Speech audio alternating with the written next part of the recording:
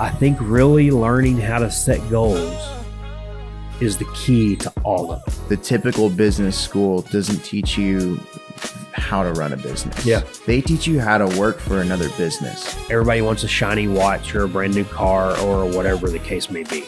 I mean, this is what's beat into our head growing up with all this wonderful marketing that has been taking place in the last 50 years. Really? You know, and so you just pick up these little pieces from all these different people, and then you start implementing that into Brand Builders Podcast. Today's episode is sponsored by Empire Management Group. Whether you're a business owner looking to improve employee benefits, strengthen your insurance coverage, grow your sales, develop your leadership team, or build long-term wealth, Empire Management Group provides practical solutions all under one roof. That's right. Their team helps businesses attract and retain top talent, improve operations, and create sustainable growth. Plus, through premier partnerships like Aflac, they offer career opportunities for individuals looking to make an impact in their community. Learn more at empire-management-group.com. Let's get to the episode. Pimento cheese. that's key to everything. Everything. Okay. Yeah. I eat a lot of pimento cheese. No, just kidding. It's like, hey, that's a lie. Eat more beef. That's what I would say. Hey, yeah. Eat more steak. That's a good saying too. Yeah. Well, Michael, welcome to the podcast. Glad to be here. Glad to have you on. You are one of the founding partners of Cedar Gap Wealth Management here in Abilene, Texas. And so we talked about it a little bit before, but for those of our listeners who have never kind of explored the path of wealth management or are looking for wealth management options, kind of tell us what that involves. Yeah. So we are a privately held company here in Abilene. We manage people's assets and we help them, reach their goals, whether they're short, medium, long-term goals, whatever the goals are. A lot of clients are like, we don't even know what our goals are. And so we even help them figure out what their goals could be. But as a, independent advisor, we're here for our clients. We're here to help make sure our clients are reaching their goals with the least amount of risk and volatility possible. And that's what we're here to help them do. Heck yeah. So how did you get into the whole industry? Yeah. So, really thought that I wanted to be in the banking world growing up. I was like, I didn't grow up with money or anything like that. And really thought I wanted to go down that ag lending route or path and be an ag lender. Growing up in Rotan, that's kind of what you looked up to, was like, oh, look, if I could just work in that little First National Bank of Rotan, that'd be exactly what I'd want to do as I got older.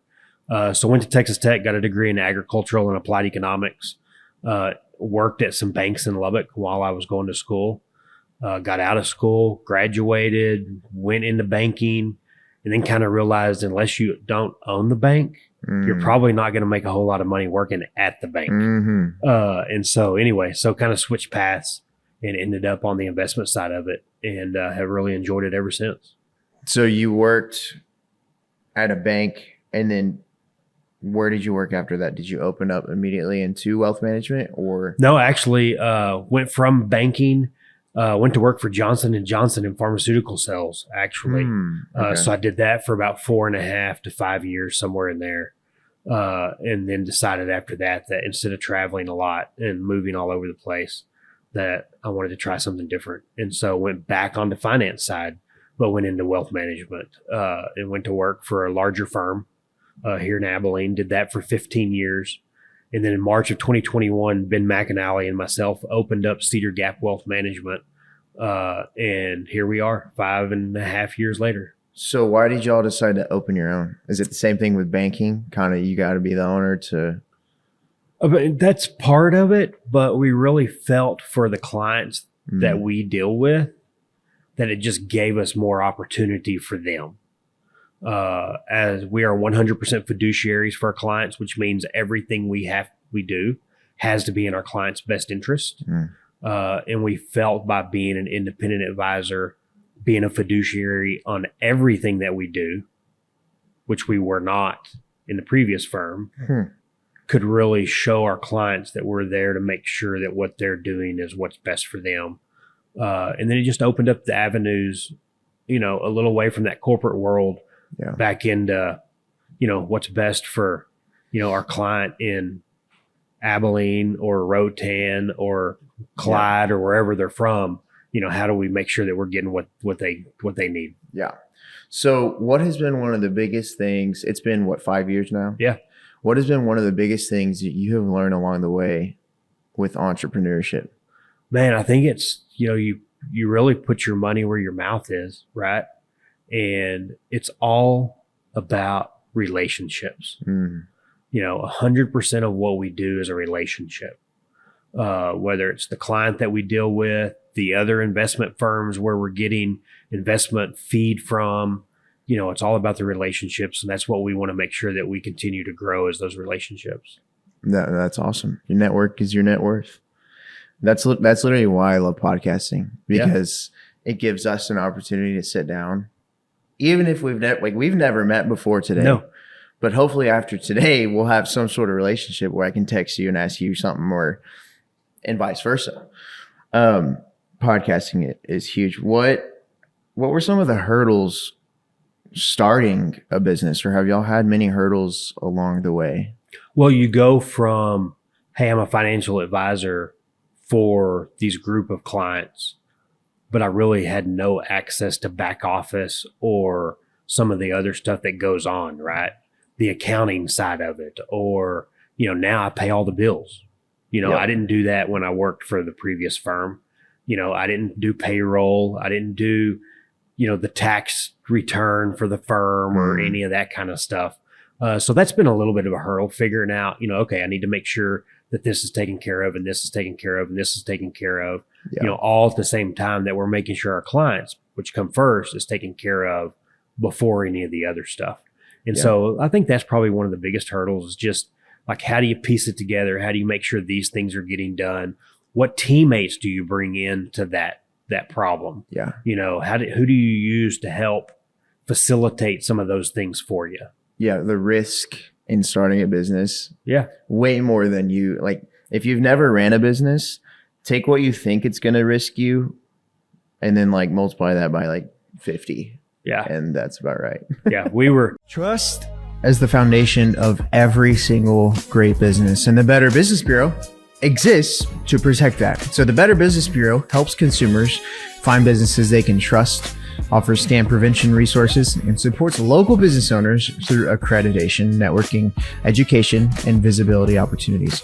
Brittany Brown, she's the CEO. She's been serving the big country, and she says strong communities are built by strong businesses. Whether you're trying to grow your business or make a smarter purchasing decision, the Better Business Bureau is in your corner. Visit bbb.org to learn more.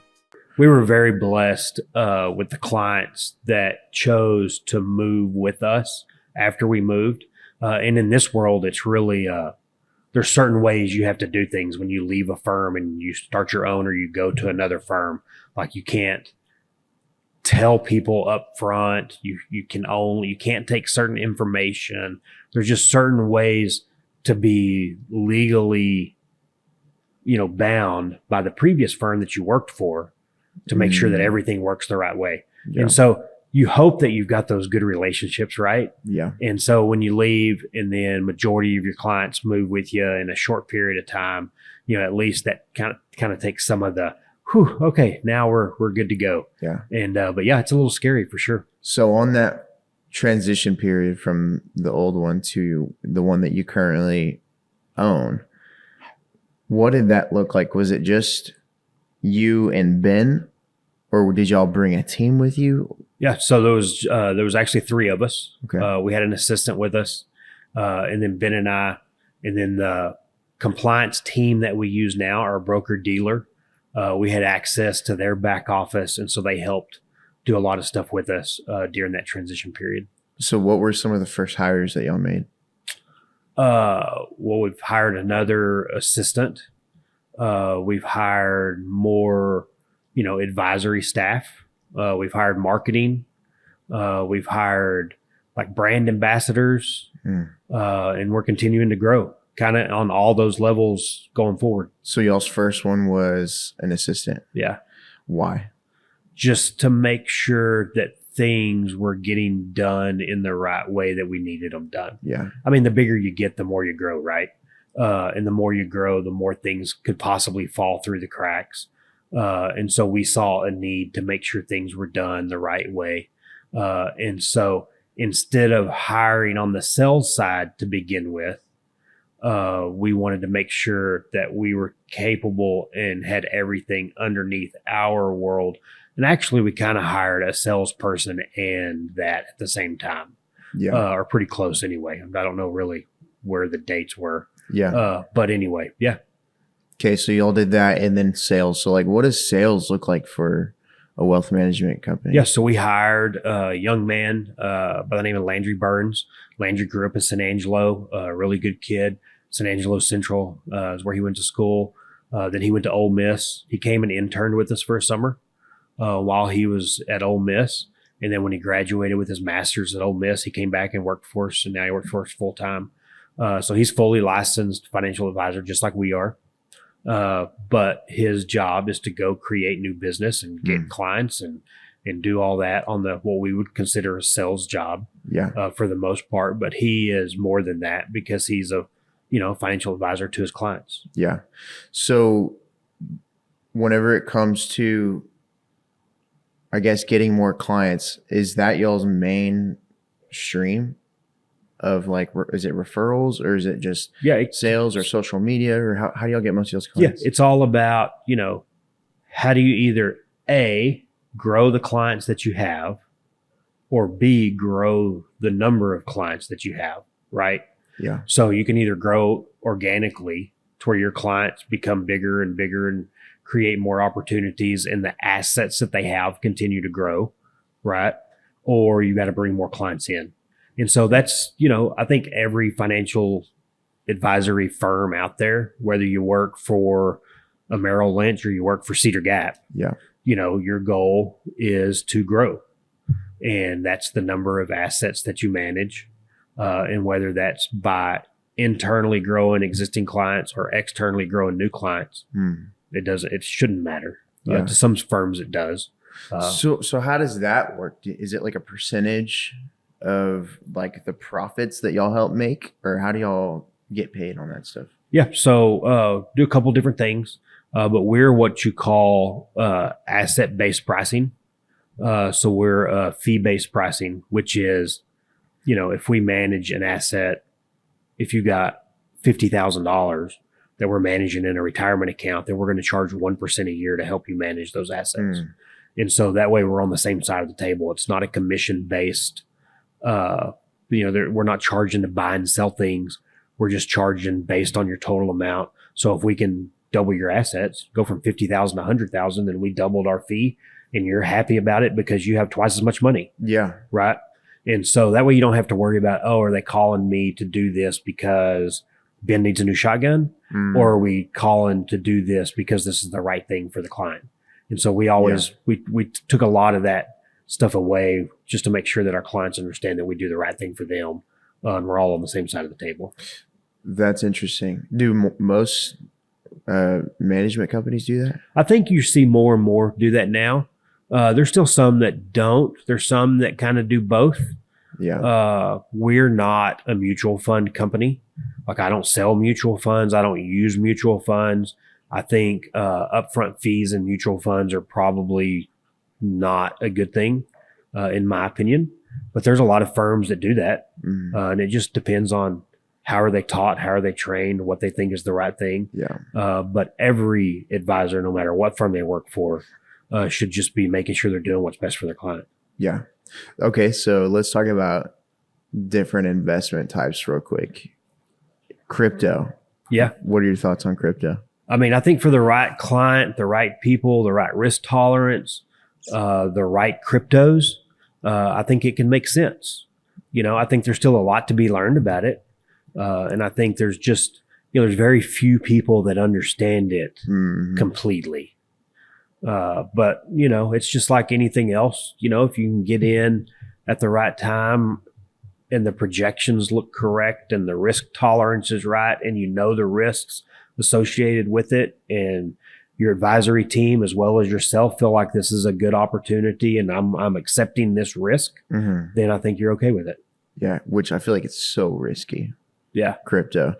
It's funny because that's how, so I got my real estate license in like 2021 while I was in college.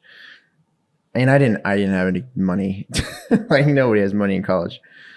And so I had bought like $100 worth of Bitcoin, like at the beginning of that year.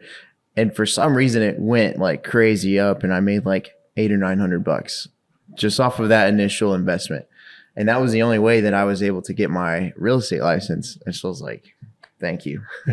But then like a few months later, it plummeted down right back. So you just never know. And that's where you get into some of those kind of investments. You know, I think you have to have an exit strategy as well as an investment as part of your investment strategy, right? You know, and so, yeah. So, okay. So for entrepreneurs, when would be the right time to start investing their money? Yeah, it all depends on their goal, right? Yeah. You know, I think I talk a lot about how do you start saving and how do you start an investment strategy. I really think one of the key things with us and what I feel is our role as investment advisors is to educate. And so I don't care if it's 13-year-old kids in the 7th grade or 8th grade, or whether it's people in college or people right out of school or 80-year-old people, doesn't matter, right? If you can educate people to help themselves out in the future, then I think we owe that, whether we make a penny off of it or not. So I talk a lot about this 10-10-80 rule. And this is just something that I've kind of thought through. And, you know, the first 10% of every dollar you make, you give to God. That's what the Bible tells us to do. It's tithing. I think that's what you should do. The second 10% on that 10-10-80 rule is pay yourself. The other 80%, live with how you need to. Yeah. Do with as you please. Make your mortgage payment, make your car payment, go on a vacation, help your kids. But that second 10%, to where you're setting 10% of every dollar you make for the rest of your life aside for your long-term wealth plan, there's no way you can't save a significant amount of money. Yeah. Right. And so I would tell that to an entrepreneur, just what your question was. You know, look, as soon as you can get to that point, start it as soon as you can start it. Now, how do you do that? Do you start a retirement plan within the company that you now own for your employees and for yourself? Do you do it as, oh, this is more short-term savings in case we need it down the road, not in a retirement plan? Well, that's where you're going to have to figure out what you need and what your goals are. It's all about goals, right? But I think as soon as you can get to that point, I was on a different podcast with someone we both know the other day, and they asked me, well, what about a business owner? You know, 10-10-80 rule is great for someone that works for McDonald's, for instance. And I use that example a lot, but it doesn't matter who you work for. But what if I'm a business owner and I've got debt that I've established to grow this company or to build this company? How do you pay off debt first versus building a financial plan and growing these assets? Well, I think you could take, you know, that could be split into a 10-10-80 rule, but it looks different, right? 10% towards debt, 10% where you're growing your net worth in these investable assets, and then 80% for the company. Yeah. You know, and so I think you got kind of a fine line for entrepreneurs as to what's the most important thing you can do. You know, if it was, oh, we're borrowing money at 3% like we were a few years ago, I'd tell you not to worry about it. Yeah. But if you're going to the bank and you're borrowing money at 7, 8, 9, 10%, then I think you do want to start paying that stuff off as soon as you can. And that could reduce how much money you've got or cash flow you've got to put into your investment strategies. Yeah. And being a business owner, I feel like income is so, at least at the beginning, like you don't know how much you're going to make really. Right. Some months you might have a great month and make $10,000, $20,000. The next month you might make 1,000. Yeah. So I think finding that balance, at least for me, has been probably one of the biggest challenges of like okay, what do I need to do with the money that I've made so far so that even if we have 2 months of where we have no business, we would still stay afloat? Yeah. Because I've ran into that before. One year, I think it was like 2024, we had a couple good months, and we were able to buy our first house. We moved in, spent like $10,000 on remodels, blew all the money. We had a house that we liked and loved, and it was remodeled, but the next 3 months we had like no business come in, and I was like scrambling because then what are we going to do? And so now, like, I've learned, okay, set stuff whenever you're busy, set stuff back for the slow times and vice versa. Yeah. And that's why I really like using a percentage, right?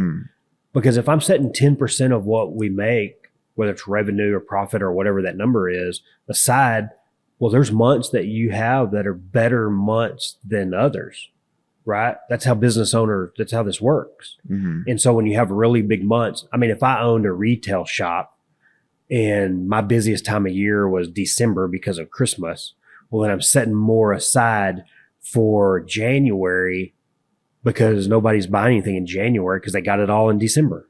Yeah. Right. And so if I'm doing a percentage of setting things back or building up my nest egg, well, now good months, you're setting more aside. Bad months, maybe you're not setting any aside, or you're setting really low amounts aside. And so that's why I really like using that percentage. Yeah, kind of averages out. Yeah, it throughout does. the year. That's awesome. So whenever somebody comes to you, and let's talk about kind of sales for a second. Whenever somebody comes to you, what is the conversation that is had on the initial meeting? Yeah, I think. How do you approach sales in general? Yeah, most people come to us for a reason. It's either they were referred to us by an existing client, or maybe their accountant said, hey, you really need to figure some of this stuff out, or whatever the case may be. And so really our first meeting with a client is, why are you here? What are you trying to do? And what is your goals? Right. And if we can kind of figure some of that stuff out on that initial meeting, then we can put some plans together so that that client or that person can figure out if this is a fit or if this is not a fit. Yeah. It's not, we're trying to make sure that we can help the person in the way that they need it. Because sometimes we can't. Yeah. Sometimes we have to tell them, like, look, what you're needing isn't what we do. Yeah. What you need is something else. Yeah. And so it really just figures out if this is going to be a good fit for you, or is this going to be a good fit for us? Yeah. So do you have to turn people away? We have. What would be an example of like that? We've had some people like come in that are like, man, I really need debt consolidation help, or I really need, I want to talk about, maybe it's legal stuff or CPA type stuff. Well, we're not tax advisors. Yeah. And I'm not an attorney. So just wrong. It just industry. Just in the kind of the wrong place. Yeah. Yeah. So has anybody ever come to y'all and be like, okay, I have $1,000. Can y'all turn this into $1 million in the next 6 months? Yeah. So I remember a cartoon that I saw one time, and it was hanging on the bulletin board at our previous firm. And it said something to the fact that, like, okay, now's your chance, Mr. Financial Advisor, to become a hero. I've got $1,000. I'm retiring in 6 months, and so, you get a lot of that. And so that's where the education part comes from, right? If we can, as an industry, if everyone that we dealt with that does the same thing that we do, I don't care whether it's schools, I don't care what it is. If we could start teaching people at young ages how important it is to save for their future, then we don't have these conversations for the most part, right?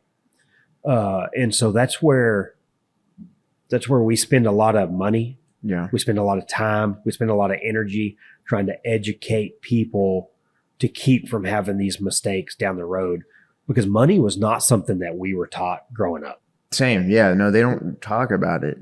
My parents didn't sit down at the dinner table and talk about, well, are we on track to reach our retirement goals? Yeah. They didn't talk about whether they were struggling or whether they were fine in front of me and my sister. Yeah.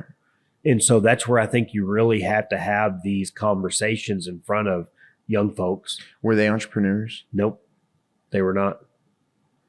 So do you have those conversations? Do you have kids? Yes. Okay. Do you have those conversations with them? Yeah. We talk about different things like that because I think it's important. Yeah. I think, I don't know how this would ever work, but how do you get this type of a curriculum inside of the school system? A life curriculum. Right. A building wealth curriculum. Yeah. Like how important it is, because what are you going to tell your 6-year-old kid today not to worry about it because Social Security is going to be around in 62 more years? Yeah. I don't know that's going to be around in 6.2 years. Yeah. Right. Yeah, so and so there's these conversations that I think a lot of people should have. Yeah. With everyone. Yeah. It's not talked about in the school system. We were talking yesterday. I had a meeting with one of our clients. We were talking about, and they basically help businesses.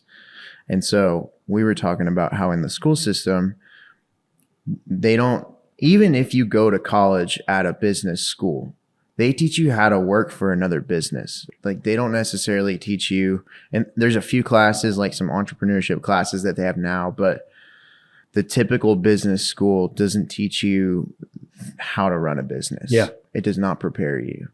And so we were like, man, it would be awesome if we could somehow have like a actual real life business school where it teaches you about taxes, what profit and loss is, where you should save your money, how you should delegate. Like my wife talks about this all the time. Like, what if they taught you how to file a tax return? As simple as that. As simple as that, or how to balance a checkbook, right? And it makes me sad because if you don't do it, you're going to prison. Yeah. But like, hey, let's not teach them how to do it. Like you don't have to teach them the tax codes. Yeah. But you could teach someone how to simply fill out a 1040 EZ. Yeah. And now there's some online things that make it fairly easy, Yeah. but there's things like that would be far more beneficial than let's teach advanced calculus. Yeah. Well, guess what? Anybody that needs advanced calculus is doing it all on a computer now anyway. Mm-hmm. AI is doing calculus. Yeah.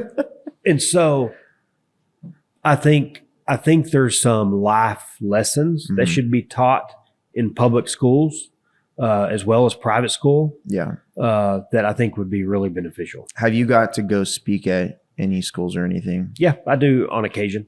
How does that go usually? It goes good. We just talk about, always talk about like who here wants to be a millionaire, right? What a great opening statement. And so everybody raises their hand. And then I talk about, okay, if you're a doctor, how many people here think a doctor can be a millionaire? And every single person raises their hand. And the next question is like, okay, how many of you think someone working at McDonald's can be a millionaire? And nobody raises their hand. Well, then that really brings up time value of money, right? And so you talk about no matter how much money you make, that whole 10-10-80 rule, if you can save 10% of everything that you make going forward from 18 to 60 years old, it's really hard not to be a millionaire. Yeah. And it makes me think of, say a doctor, say they make $500,000 in a year, but they spend $490,000 on random things. Yeah. They're not making any, like they're more broke than the person working at McDonald's. Like how you spend your money is just as important. Sure. As making the money. And we all have things. I mean, look at the society we live in, right? Everybody wants a shiny watch or a brand new car or whatever the case may be. We want the right clothes, the right shoes. I mean, this is what's beat into our head growing up with all this wonderful marketing that has been taking place in the last 50 years. Really good marketing. They're getting super good at it. Yeah. Now they're getting, and now you can't open your phone to look at a text message without getting it. Right. So it becomes very direct to consumer. They know what you're thinking. They know what you're looking at. They've already figured this out. And so you've kind of got to beat it in people's brains that before you do any of this fancy, shiny, cool stuff, this needs to be fancy, shiny, and cool too. And look how cool it would be to have this money in savings. Yeah. And so that's where we got to try to figure out how to take this, right? Yeah. How do you take this to where, hey, this is cool and this is fancy and this is shiny? Yeah. but keep it quiet. Don't tell anybody you've got it, Yeah. you know? And I feel like most of the time people that like flaunt what they have, most of the time they don't actually have it. They just want you to think that they have financial stability or whatever. Sometimes. It depends on the person, obviously. And sometimes this person buys a $450,000 Lamborghini because he just made $12 million. Yeah, that right? is true. And so you just don't know. Yeah. And so that's the key is nobody knows. Mm-hmm. And I would tell you whether you've got $12 million to buy a Lamborghini or you've got $12,000 to buy a Mazda, not knocking Mazdas, then it's okay to keep everything close to your chest. Yeah. You know, to keep money tight and confidential with your trusted advisors. Yeah. And let everybody else assume what they assume. Yeah. So I want to kind of get to know you a little bit more. Yeah. Outside of wealth management, who is Michael Hull? Man, I'm just, I still like to tell people I'm just a small town kid, but I guess I'm not a kid anymore. Kid with the stash. Yeah, I'll be 50 in a year, a little over a year. But shout out to today's sponsor, Gray's Craze Abilene. If you haven't seen one of their charcuterie boards in person, you're missing out. Madeline and her team build these gorgeous handcrafted boards and boxes for everything. Client gifts, corporate events, birthdays, you name it. They're in the Chimney Plaza off South 27th with free local delivery on top of pickup. Order online now at grayscraze.com/Abilene-Texas. Here's the best part. Mention this podcast when you order and get 10% off your next one. So go check out Gray's Craze and let's get back to the episode. But yeah, I grew up in Rotan. That's where I'm from. Great parents, great family. My dad passed away last October. He worked for the local John Deere place there my entire life. My mom worked for the hospital in the business office my whole life and retired a few years ago to help take care of my dad. Had everything I ever wanted. Never knew whether we had money or not. They did everything they could do to give me and my sister everything we ever wanted or needed or any of that kind of stuff. Little did we know it was basically everything that they were making. Mm-hmm. But my wife, Natalie, we've been married a little over 9 years. We've got a 13-year-old Tyler. And then I've got an 18-year-old son, Luke. But yeah, we're just, for the most part, good-hearted people. What do you do for fun? Man, so at Cedar Gap, this is different. We are the official wealth management partner of the PRCA. Okay. And of the National Finals Rodeo. Okay. And we sponsor about 10 different professional rodeo athletes. So I think for fun, I spend a lot of time going to rodeos. I've never rodeoed. I guess we do own a horse now, but I was going to say I don't even own a horse. Yeah. But we bought one for my son to start learning how to ride. But yeah, we do a lot of that kind of stuff. A lot of friends are in that world. So yeah. So why did you decide to go sponsor in that world? I liked it. Yeah. If that whole saying like, hey, if you're having fun every day at work, it's not like going to work. And so we really felt that was a market that wasn't being saturated with finance. Yeah. But we really felt, these, rodeo athletes or even the fans of rodeo, farmers, ranchers, all the people like I grew up with need all this help figuring this financial world out.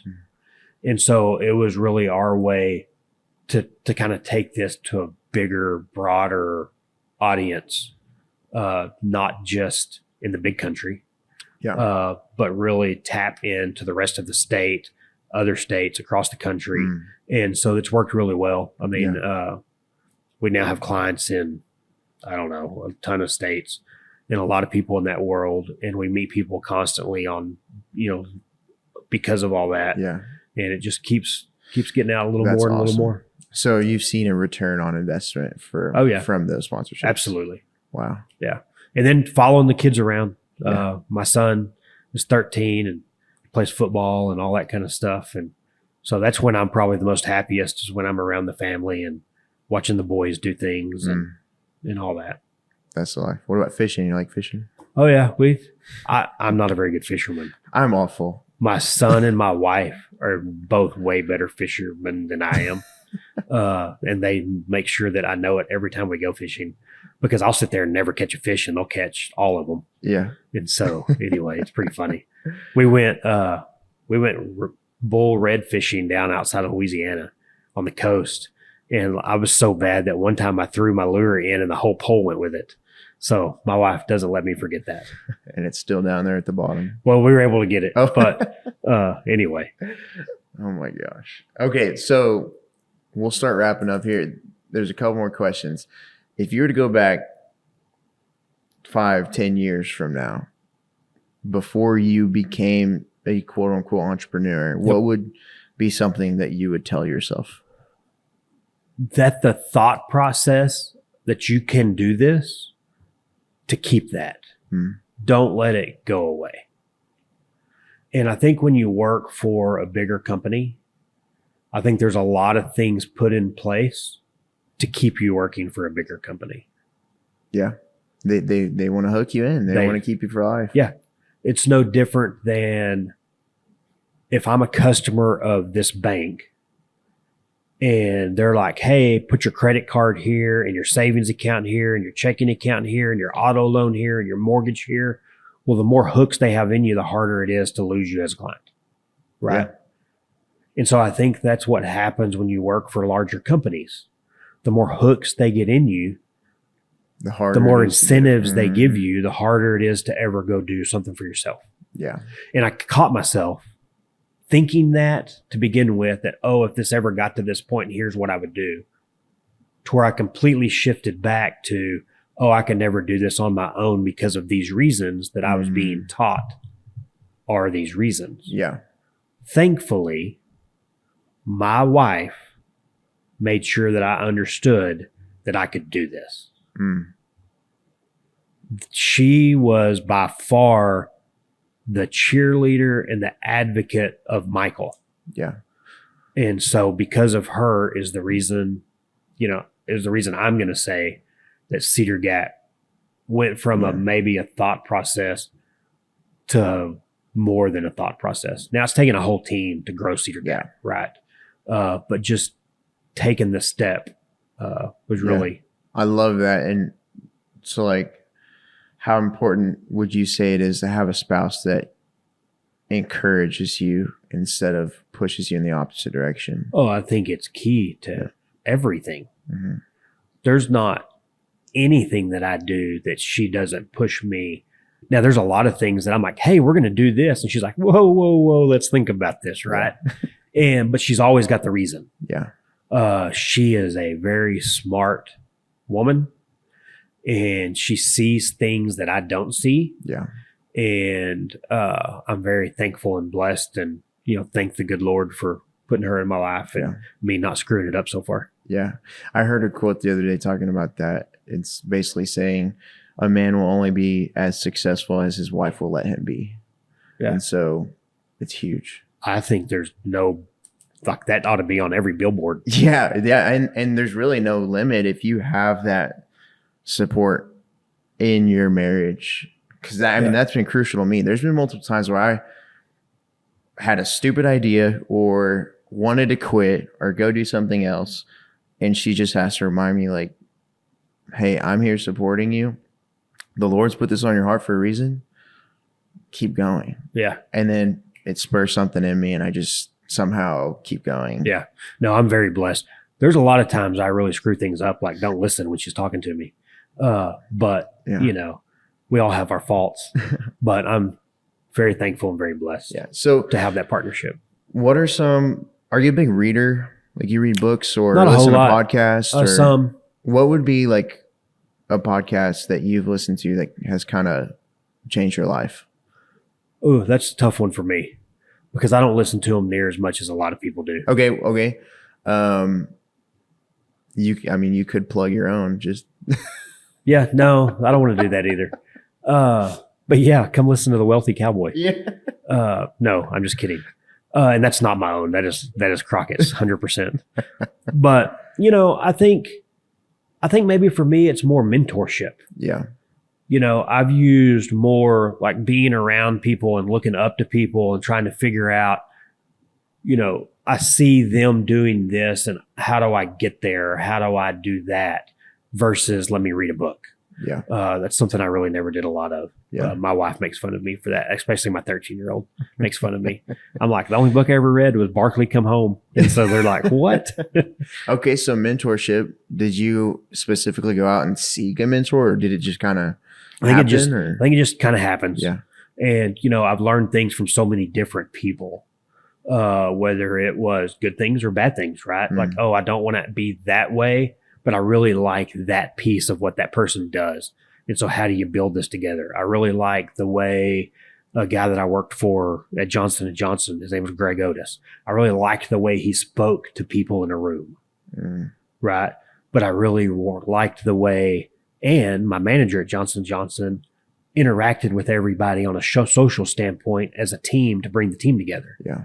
And so you just pick up these little pieces from all these different people, and then you start implementing that into, your life, your success, your goals. But I will say this, I think really learning how to set goals is the key to all of it. Yeah. What's your goal of starting a company? Oh, I'm thinking about leaving this company and starting my own. What's your goal? Yeah. Why? Why? And really breaking it down even further and further and further. And I'm very much a generalist, but my wife is like, well, why? Okay, but tell me more. Yeah. Let's dig a little deeper. Yeah, dig a little deeper, right? And so when you can make yourself do that, then you really figure out that, oh, I wanted to do that because of this. And so I don't need to go all that way for this one little thing that I wanted to do. Yep. That's a conversation that I have to have constantly with anybody who's like wanting to start a podcast or wanting to grow their social media or make content or get a lot of followers. I'm like, why do you want to do this? And they think they want one thing, but actually it's completely different. It's like, no, you want following, you want views so that you can get more clients. Yeah. You don't just want to have, because having 1 million followers, getting 1 million views does nothing for you financially, hardly. You got to get multiple millions on specific platforms every month to be able to think about that.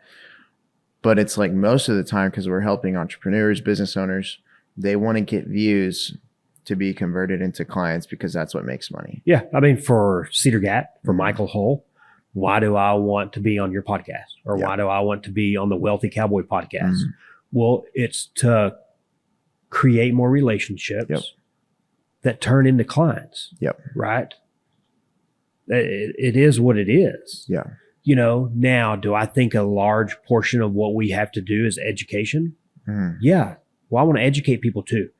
If I can create someone become a millionaire 30 years from now that would have not done it otherwise, then I'm happy. I don't care whether they did business with me or somebody else. Yeah. Right. So, my deal is 50% education, 50% company growth. Yeah. That's what I'm here for. So is that kind of how your role is primarily now, or are you still kind of in the weeds helping with the management side? Yeah. I mean, I'm still in the weeds. Yeah. 100%. But as our office continues to grow and our staff continues to grow and things start branching out in different areas, then, I would love to be able just to go speak and talk and do all that kind of stuff. But right now, my clients still need me to manage assets, to find great opportunities for them, to help them reach their goals. And that's what we're here for. Yeah. Okay. So goals. What's your 10-year goal for Cedar Gap Wealth? Yeah. So I think we can double over 4 years. So, if in 10 years, we ought to be 2.5 times bigger than we are today. Yeah. At a minimum, which puts us, pretty good size. So would that mean you have to open up more locations or just hire more people? Probably both. Yeah. Outside of Abilene? Because this is your only office, right? Yeah. This is our only office for now. Where would be the next expansion? Probably the west side of Fort Worth would be my guess. What is that? Like Weatherfordish. Weatherford. Alito, That's a good place. That's a good place. Fort Worth. Yeah, that Alito, some crazy people there. Cool. So, well, thanks for hopping on the podcast today. absolutely. Thanks for having us. Where can people connect with you guys? Yeah. So you can go to our website is cedargapwealth.com. Look us up on all social medias. We're in the Scout Guide here in Abilene. Scout Guide. Scout Guide. We're right on the front cover. So when you open it up, there we are. But anyway, yeah, we're right around. Feel free to reach out to any of us, whether you need a conversation or you need help figuring out what your goals are or whatever it is. We'll be glad to help. Sweet. All right. Go give them a follow. Check them out. Hope you gained some value out of today's episode, and we'll see you in the next one. Peace.